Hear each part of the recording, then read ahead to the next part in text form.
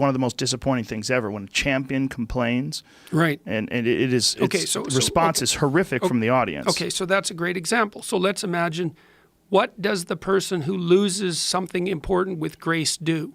And the answer is fairly straightforward.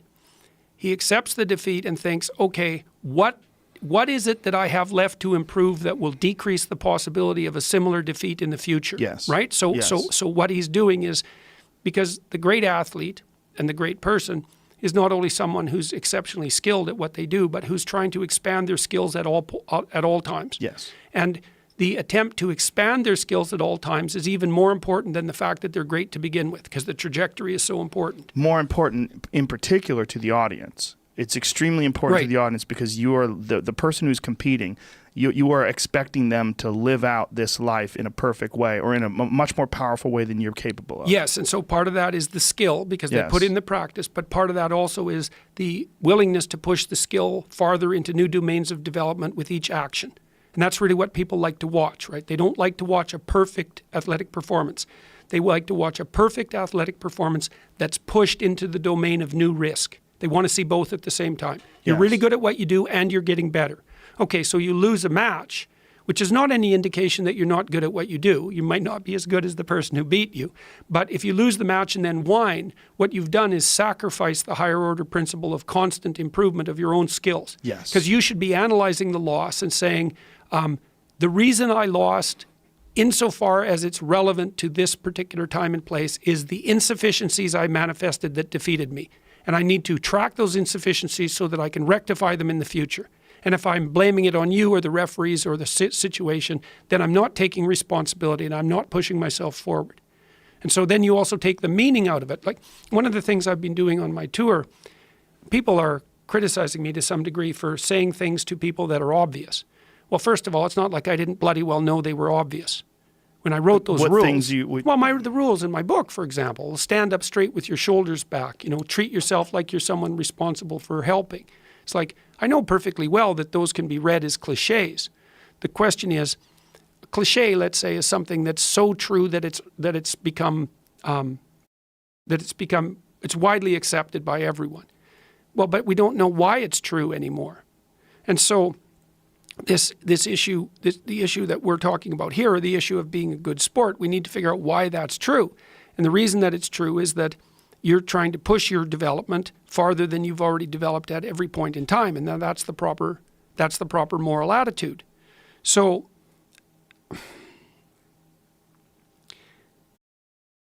when you see an athletic performance where someone is pushing themselves beyond what they are, you see someone dramatizing the process of proper adaptation. It isn't the skill itself, it's the extension of the skill. And when you see someone acting like a bad sport, then they're sacrificing that. And so they're sacrificing the higher for the lower, and no one likes that. In the fights, it's got to be, see, the question is, that's the thing I can't quite figure out, is why that would be even exaggerated in a fight situation. And you said it's because the stakes are so high. Yeah, the consequences of victory or defeat, they're just so much greater. Your health is on the line. It's one of the rare things that you do where your health is on the line, your physical health. Right. So there are more extreme victories and more extreme defeats. And so the morality that's associated with defeat is more extreme. Exactly. Because there's more on the line. Yeah, that makes sense. And the way people treat the champions, it's a very different thing.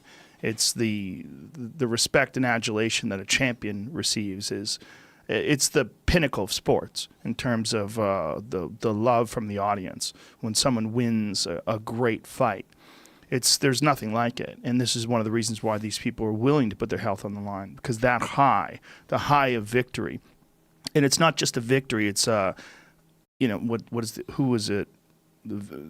said victory is really the victory over the lesser you. It's the victory over... That's always the victory. Yes. Yeah. The victory is over... You got to realize a guy like Stipe Miocic, who defends his heavyweight title this weekend in the UFC, he's the heavyweight champion of the world, but he's not undefeated. He lost in his career. He's lost a couple of times, and I'm sure he's lost wrestling matches and sparring sessions in the gym and all. He's a product of improvement. Right. He's a product of discipline and hard work and thinking and strategy and constantly improving upon his skills. And because of that, he's the baddest man on the planet. So in my book, Rule 4 is, this is 12, excuse me, this is from 12 Rules for Life. Rule 4 is compare yourself to who you were yesterday, not to who someone else is today. Yes. Because you need to have a hierarchy of improvement. You need to be aiming for something. And that means you're going to be lesser than people who've already attained along that dimension. Yes. And that can give rise to envy. So the question is, who should you defeat in the final analysis? And the answer is you should defeat your former self. You should be constantly trying to do that. And you're the right control for yourself too, because you're the one who's had all your advantages and disadvantages. And so if you want to compete fairly with someone, then you should be competing with you. And it is the case, and this is what we were talking about too with regards to the self-improvement of the fighter, is, well, if you're improving yourself, then what you are doing is competing with your lesser self.